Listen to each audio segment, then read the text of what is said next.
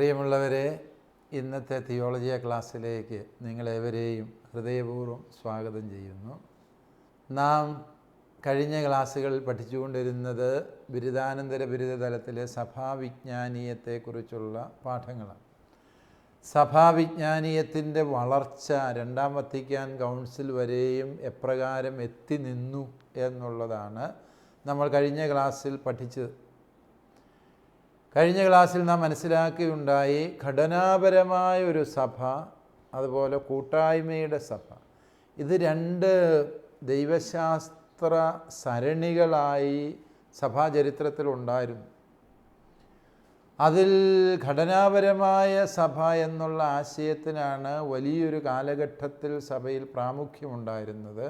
എന്നാൽ ബൈബിളിൽ ഈ രണ്ടും കൂടി ചേർന്ന ഒരു സഭാവീക്ഷണമായിരുന്നു ഉണ്ടായിരുന്നത് എന്ന് നാം മനസ്സിലാക്കിയുണ്ടായി.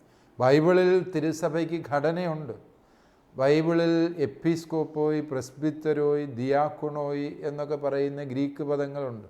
എപ്പിസ്കോപ്പോയി എന്ന് പറഞ്ഞാൽ ഇപ്പോഴത്തെ ഭാഷയിൽ മെത്രാന്മാർ എന്നാണ്.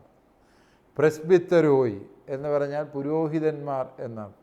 ദിയാക്കുണോയി എന്ന് പറഞ്ഞാൽ ഡീക്കന്മാർ എന്നാണ് അർത്ഥം. അതായത് അവരെല്ലാം ആദിമസഭയിൽ ഉണ്ടായിരുന്നു. കൊളോസി ലേഖനം 1-ാം അധ്യായം 1-ാം വാക്യത്തിൽ പൗലോസ് കൊളോസൂസിലെ മെത്രാന്മാരെയും വൈദികരെയും ഡീക്കന്മാരെയും അഭിസംബോധന ചെയ്യുമ്പോൾ അതിൻ്റെ അർത്ഥം എന്താണ്?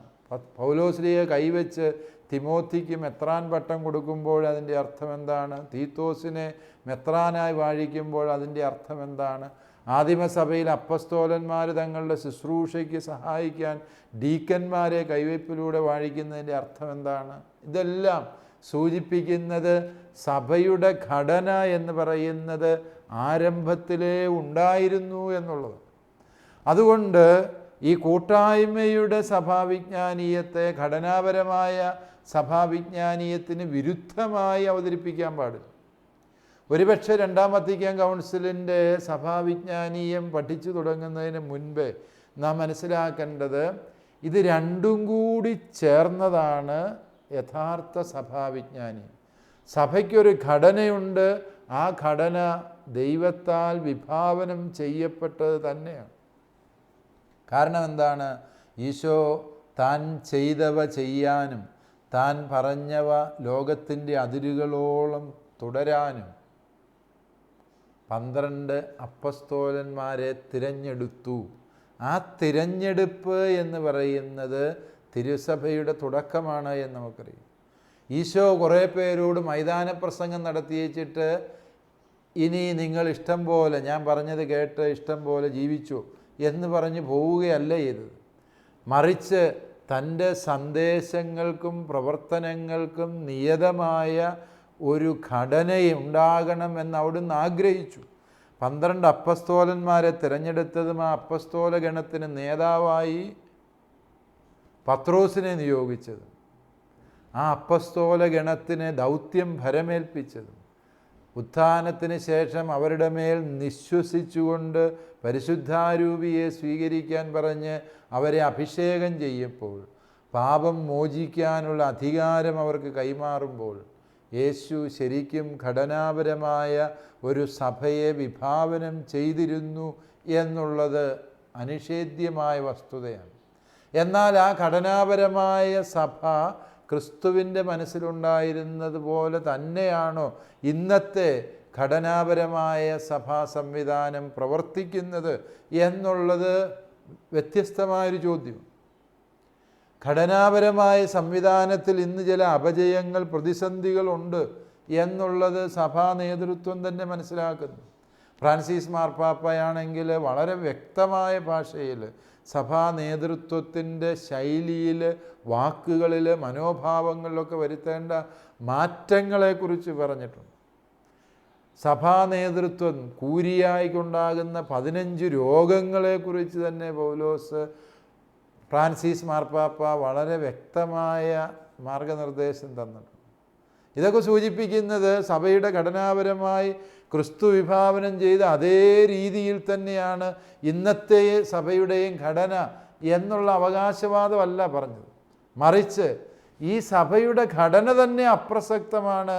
ഇത് പിൽക്കാലത്ത് ആരോ ഇതിൻ്റെ ഭദ്രമായ നിലനിൽപ്പിന് വേണ്ടിയും അധികാരം അരക്കിട്ടുറപ്പിക്കാനും വേണ്ടി ഉണ്ടാക്കിയെടുത്തതാണ്. ഇത് പിൽക്കാലത്ത് ആരോ അധികാരം അരക്കിട്ടുറപ്പിക്കുവാൻ വേണ്ടി ഉണ്ടാക്കിയെടുത്തതാണ് എന്നുള്ള വാദം അടിസ്ഥാനരഹിതമാണ് എന്ന് ബൈബിളിൽ നിന്ന് തന്നെ വ്യക്തമാകുന്നു എന്നാണ് നമ്മൾ ഇതുവരെയും പറഞ്ഞതിൻ്റെ പൊരുൾ. അതുകൊണ്ട് പ്രിയപ്പെട്ടവരെ, ഈ ഘടനാപരമായ സഭാവിജ്ഞാനീയത്തിൽ നിന്ന് രണ്ടാം വത്തിക്കാൻ കൗൺസില് കൂട്ടായ്മയുടെ ദൈവശാസ്ത്രത്തിന് ഊന്നൽ കൊടുത്തു. അതാണ് കൊങ്കാറിനെ പോലെയുള്ള പ്രസിദ്ധരായ ദൈവശാസ്ത്രജ്ഞന്മാർ പറഞ്ഞത്, സഭ ഒരേ സമയം രക്ഷയുടെ സ്ഥാപനമാണ്, അതേസമയം അത് രക്ഷിക്കപ്പെട്ടവരുടെ കൂട്ടായ്മയാണ്. സഭ ഒരു സ്ഥാപനമാണ് എന്ന് പറയുന്നതും കൂട്ടായ്മയാണ് എന്ന് പറയുന്നതും പരസ്പര പൂരകങ്ങളായ സത്യങ്ങളായി നാം മനസ്സിലാക്കും. അതുകൊണ്ട് സഭയ്ക്ക് ഘടന വേണം. നേതാവും നേതൃത്വവും ഇല്ല എങ്കിൽ സഭ എത്രയോ പണ്ട് ഭിന്നിച്ച് കലഹിച്ച് പിരിഞ്ഞു പോകുമായിരുന്നു. കാരണം മനുഷ്യൻ എന്ന ആ ഒരു സത്യത്തിൻ്റെ സ്വഭാവമാണ്. ഓരോരുത്തർക്കും വ്യത്യസ്തമായ അഭിപ്രായങ്ങളുണ്ട്. വ്യത്യസ്തമായ അഭിപ്രായം പറഞ്ഞ് അവർ പിളർന്നും തളർന്നും പോകാനുള്ള സാധ്യതയുണ്ട് എന്നറിയാവുന്നത് കൊണ്ടാണ് ഈശോ മിശിഹ ഈ സഭയ്ക്ക് വ്യക്തമായ ഘടന നിർവഹിച്ചത്. മാർപ്പാപ്പ, മെത്രാൻ, വൈദികൻ, ഡീക്കൻ, സന്യസ്തൻ, അതുപോലെ അൽമായൻ, ഈ വ്യത്യസ്ത ധർമ്മങ്ങൾ അനുഷ്ഠിക്കുന്നവരുടെ കൂട്ടായ്മയായി തന്നെ ഇത് വളരണം. പ്രതിസന്ധി വരുന്നത് എവിടെയാണ്? കൂട്ടായ്മയ്ക്ക് വിരുദ്ധമായി ഘടനയെ മനസ്സിലാക്കുമ്പോഴും ഘടനയ്ക്ക് വിരുദ്ധമായി കൂട്ടായ്മയെ മനസ്സിലാക്കുമ്പോഴുമാണ് പ്രശ്നം. അധികാരം, സഭയിലെ അധികാരത്തെ ശുശ്രൂഷയെന്ന് മനസ്സിലാക്കാതെ അധികാരികൾ പ്രവർത്തിക്കുമ്പോൾ അത് സഭാഗാത്രത്തിൽ അസ്വസ്ഥതയുണ്ടാക്കും. ഈ കൂട്ടായ്മ എന്ന് പറയുന്നത് അധികാരസ്ഥാനത്തുള്ളവരോട് വിധേയപ്പെട്ട് ജീവിക്കുന്നതാണ് എന്ന തിരിച്ചറിവ് നഷ്ടപ്പെടുമ്പോൾ കൂട്ടായ്മയ്ക്കും ഭംഗം വരുന്നു എന്നുള്ളതാണ് സത്യം. അതുകൊണ്ടാണ് രണ്ടാം വത്തിക്കാൻ കൗൺസിൽ ഇത് രണ്ടിനെയും കൂടി സമഞ്ജസിപ്പിച്ചുകൊണ്ട് സഭ എന്ന് പറയുന്ന സത്യത്തെ ദൈവജനം, ആ ദൈവജനം എന്ന് പറയുമ്പോൾ നമുക്കറിയാം, ഇസ്രായേലിൽ ദൈവജനത്തിന് നേതാവുണ്ടായിരുന്നു, ജോഷുവയുണ്ട്. ജോഷുവായും അതിനു മുൻപ് മോശയും, മോശ തിരഞ്ഞെടുത്ത 70 നേതാക്കന്മാരുമുണ്ട്. പഴയ നിയമത്തിലെ ദൈവജനതയ്ക്ക് നേതൃത്വമുണ്ടായിരുന്നു എന്നുള്ളത് വിസ്മരിക്കാതെ തന്നെയാണ് സഭ ദൈവജനമാണ് എന്ന ആശയം രണ്ടാം വത്തിക്കാൻ കൗൺസിൽ അവതരിപ്പിക്കുന്നത് എന്ന സത്യമോർക്കും. ഈ രണ്ടാം വത്തിക്കാൻ കൗൺസിലിൻ്റെ വളരെ വിശാലമായ കാഴ്ചപ്പാടുകൾ നമുക്ക് കണ്ടെത്താൻ വേണ്ടി സാധിക്കും സഭാവിജ്ഞാനീയത്തിൽ. അതുവരെയും സഭ എന്ന് പറഞ്ഞാൽ റോമൻ സഭ എന്ന് മാത്രമാണ് കത്തോലിക്കാ സഭ ചിന്തിച്ചിരുന്നത് എന്നുള്ളത് സത്യമാണ്. റോമൻ സഭയുടെ ആരാധനാക്രമം അനുഷ്ഠിക്കാത്തവരെല്ലാം പാഷണ്ഡികളോ ഏതോ അബദ്ധത്തിൽപ്പെട്ടവരോ എന്നാണ് ആ കാലഘട്ടത്തിൽ ചിന്തിച്ചിരുന്നത്. നമ്മുടെ നാട്ടിൽ തന്നെ നമുക്കറിയാം, വിദേശ മിഷണറിമാർ, പാശ്ചാത്യ മിഷണറിമാർ വന്നു കഴിഞ്ഞപ്പോൾ ഇവിടുത്തെ മാർത്തോമ ക്രിസ്ത്യാനികൾ അനുഷ്ഠിച്ചിരുന്ന കൽദായ സുറിയാനി ആരാധനാക്രമം കണ്ട് അവർ അസ്വസ്ഥരായി. ഇവർ അബദ്ധത്തിൽ ഏതോ പാഷണ്ഡതയിൽ വീണുപോയ ക്രിസ്ത്യാനികളാണ് എന്ന് വിചാരിച്ച് അവരുടെ പ്രാർത്ഥനാ പുസ്തകവും കുർബാന പുസ്തകവും എല്ലാം തീ കത്തിച്ച് കളഞ്ഞ് അവരെ ബലമായി ലത്തീൻ ആരാധനാക്രമത്തിലേക്ക്, അല്ലെ റോമൻ ആരാധനാക്രമത്തിലേക്ക് കൂട്ടിക്കൊണ്ടുവരാനാണ് അവർ ശ്രമിച്ചത്. അവരുടെ ആത്മാർത്ഥതയോ ഉദ്ദേശശുദ്ധിയെയോ ഇന്ന് നമ്മൾ ചോദ്യം ചെയ്യുന്നതിൽ അർത്ഥമൊന്നുമില്ല. കാരണം അന്ന് സഭ എന്ന് പറഞ്ഞാൽ പാശ്ചാത്യ ലോകം വിചാരിച്ചിരുന്നത് റോമൻ സഭ മാത്രമാണ്. ആ റോമൻ സഭ ചെയ്യുന്നത് പോലെ ചെയ്യാത്തവരെല്ലാം പാഷണ്ഡികൾ. റോമൻ സഭയുടെ ഭാഷയായ ലത്തീൻ ഉപയോഗിക്കാത്തവർ ശീശ്മയിൽപ്പെട്ടവർ എന്നാണ് അവർ വിചാരിച്ചുകൊണ്ടിരുന്നത്.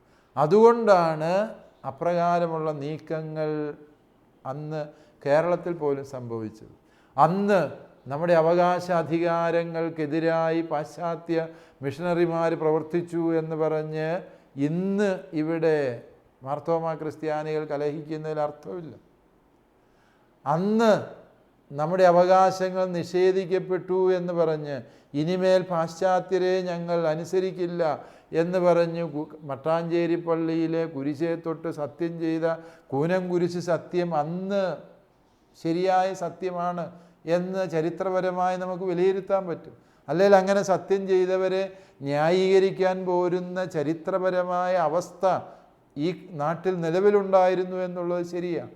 പക്ഷേ അപ്രകാരമുള്ള നിലപാട് സ്വീകരിച്ച പാശ്ചാത്യ മിഷണറിമാരുടെ ആത്മാർത്ഥതയെ കാണാനും കൂടി നമുക്ക് വസ്തുതാപരമായ ഉത്തരവാദിത്വമുണ്ട്.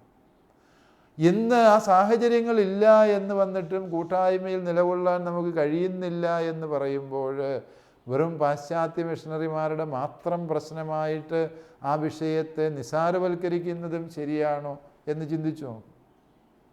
അതുകൊണ്ട് പ്രിയപ്പെട്ടവരെ, നാം പറഞ്ഞു വന്നത് കേരളത്തിലെ വ്യത്യസ്ത അഭിപ്രായങ്ങളെക്കുറിച്ചല്ല, മറിച്ച് സഭ എന്ന് പറഞ്ഞാൽ റോമൻ സഭ മാത്രമാണ് എന്ന് ചിന്തിച്ചിരുന്ന ആ കാലഘട്ടത്തിൽ നിന്ന് രണ്ടാം വത്തിക്കാൻ കൗൺസിൽ ഏറെ ദൂരം മുമ്പോട്ട് പോയിട്ട് പറഞ്ഞു, സഭ സഭകളുടെ കൂട്ടായ്മയാണ്.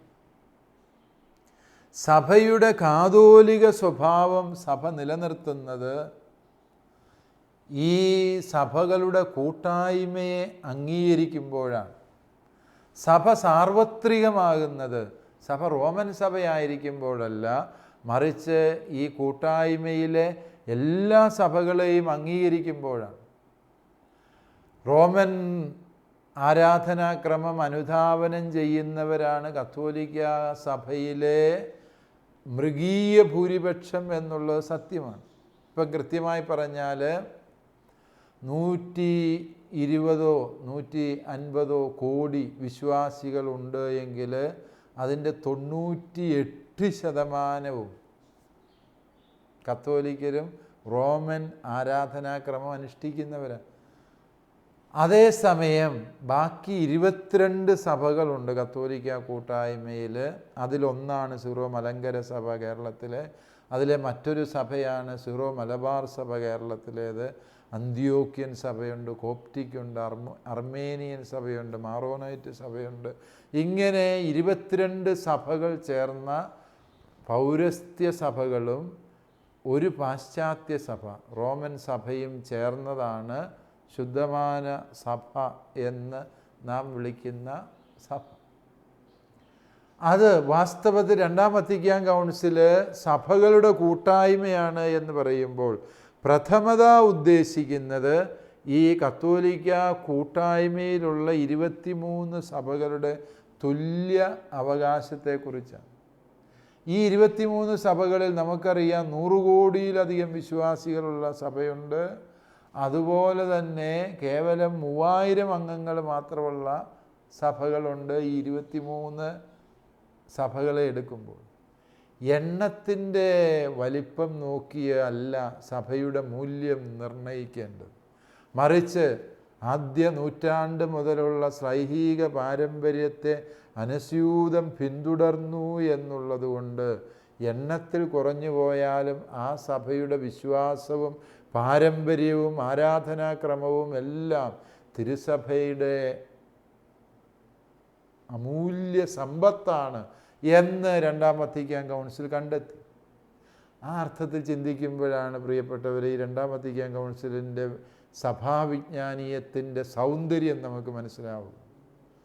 സഭയുടെ കൂട്ടായ്മ എന്ന് പറയുന്നത് ഒരു സഭയുടെ ആശയം മറ്റെല്ലാ സഭകളുടെയും മേൽ അടിച്ചേൽപ്പിക്കുന്നതല്ല, മറിച്ച് ഈ സഭകളുടെ ആശയങ്ങളെ ഒരു പൊതു പൈതൃകത്തിൻ കീഴിൽ സ്വീകരിക്കാനുള്ള തുറവി നേടുന്നതാണ് എന്ന് രണ്ടാം വത്തിക്കാൻ കൗൺസിൽ കണ്ടെത്തി. അതുകൊണ്ട് തന്നെ സംഭവിച്ച വലിയ മാറ്റം എന്താണ് എന്ന് ചോദിച്ചാൽ, പൗരസ്ത്യ സഭകൾക്ക് പാശ്ചാത്യ സഭയ്ക്ക് തുല്യമായ അവകാശങ്ങളും അധികാരങ്ങളും ഉണ്ട് എന്ന് പറയാനുള്ള ധൈര്യം രണ്ടാം വത്തിക്കാൻ കൗൺസിൽ കാണിച്ചു. ആ തുല്യാവകാശം ഇന്ന് പ്രായോഗിക തലത്തിൽ എത്തിയിട്ടുണ്ടോ എന്ന് ചോദിച്ചാൽ പല മേഖലകളിലും എത്തിയിട്ടില്ല എന്നുള്ളത് വസ്തുതാപരമാണ്.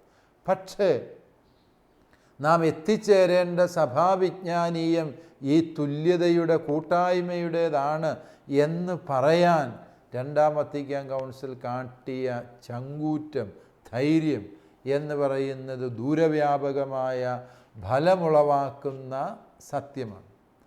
ഈ സഭകളുടെ കൂട്ടായ്മയാണ് എന്ന് പറഞ്ഞപ്പോൾ രണ്ടാം വത്തിക്കാൻ കൗൺസിൽ അത് കത്തോലിക്ക കൂട്ടായ്മയിൽ മാത്രം ഒതുക്കി നിർത്തി.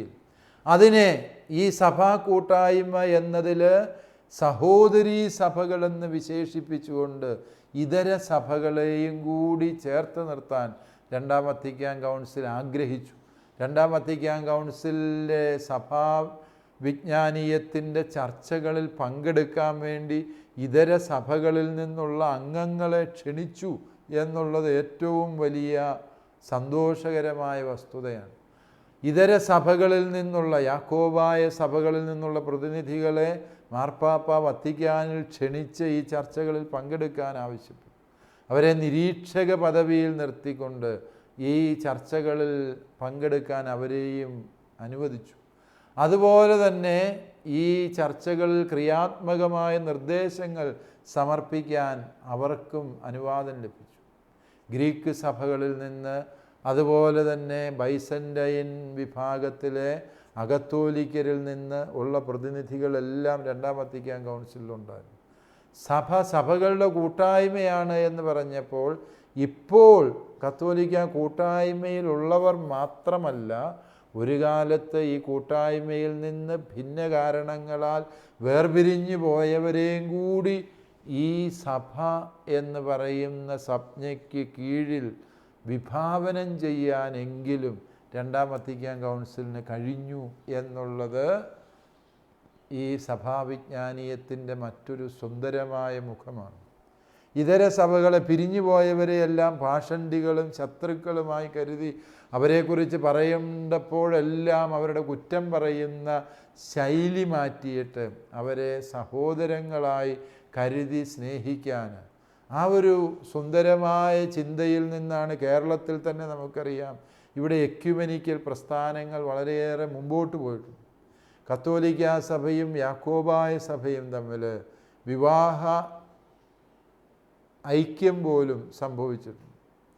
കത്തോലിക്ക സഭയിലുള്ളവർക്ക് യാക്കോബായ സഭയിലെ അംഗങ്ങളെ വിവാഹം ചെയ്യാനുള്ള നടപടിക്രമങ്ങൾ ഇവിടെ വന്നു.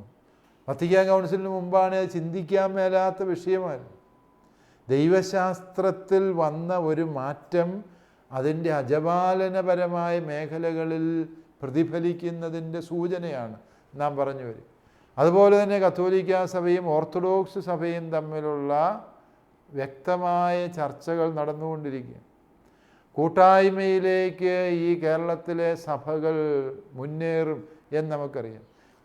കേരളത്തിലെ മലങ്കര കത്തോലിക്ക സമൂഹം അനുഷ്ഠിക്കുന്ന വിശുദ്ധ കുർബാന ക്രമം അതേപടി അനുഷ്ഠിക്കുന്നവരാണ് യാക്കോബായ ഓർത്തഡോക്സ് സഭാവിഭാഗങ്ങൾ. അവരും കത്തോലിക്ക കൂട്ടായ്മയും തമ്മിലുള്ള അന്തരം എന്ന് പറയുന്നത് തുലോം നിസ്സാരമായ വിഷയങ്ങളേ ഉള്ളൂ.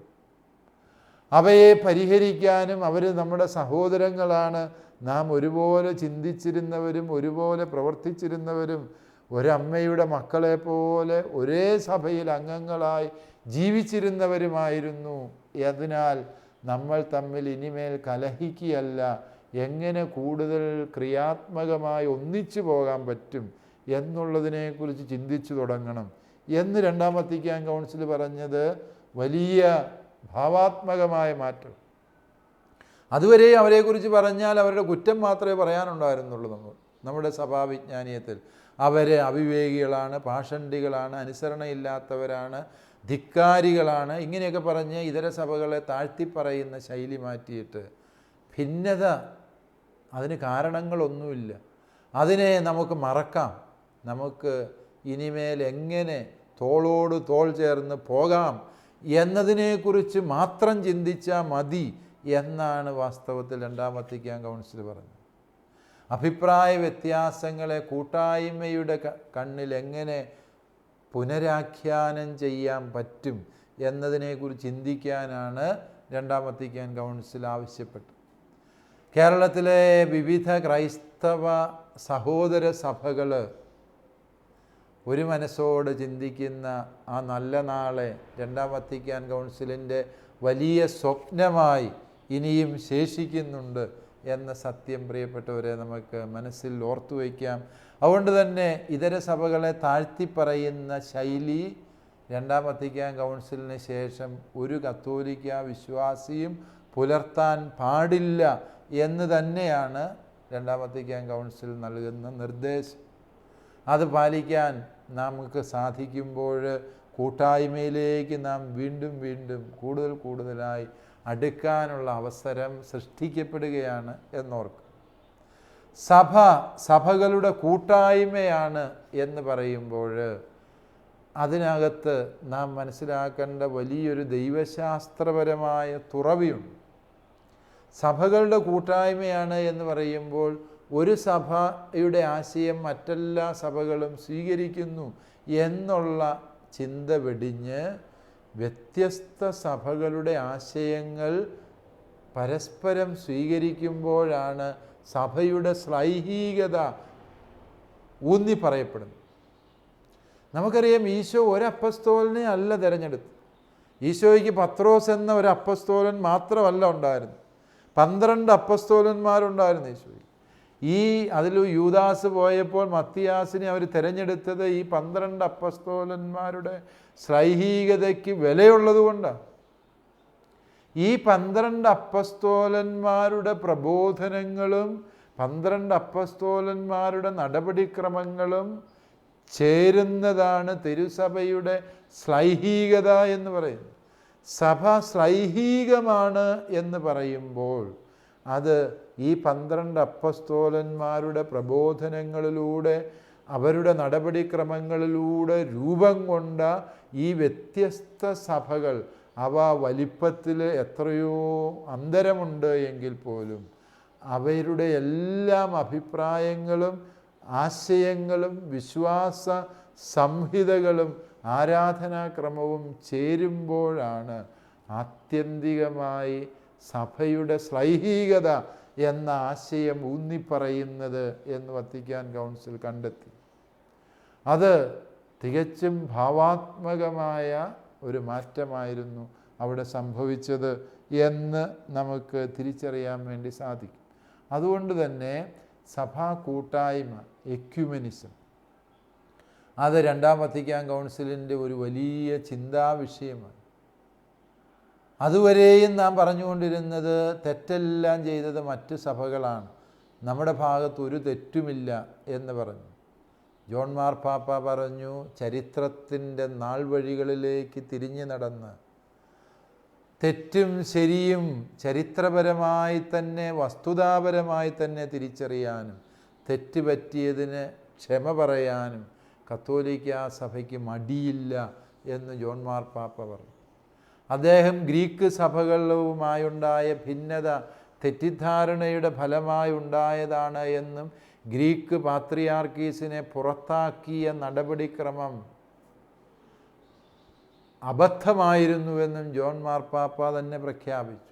അതിന് തുടർച്ചയെന്നോണമാണ് സഹോദരീ സഭകളോട് പുലർത്തിയ തെറ്റായ മനോഭാവങ്ങൾക്ക് മഹാജൂബിലി വർഷത്തിൽ ജോൺ പോൾ രണ്ടാമൻ മാർപ്പാപ്പ ക്ഷമ പറഞ്ഞു.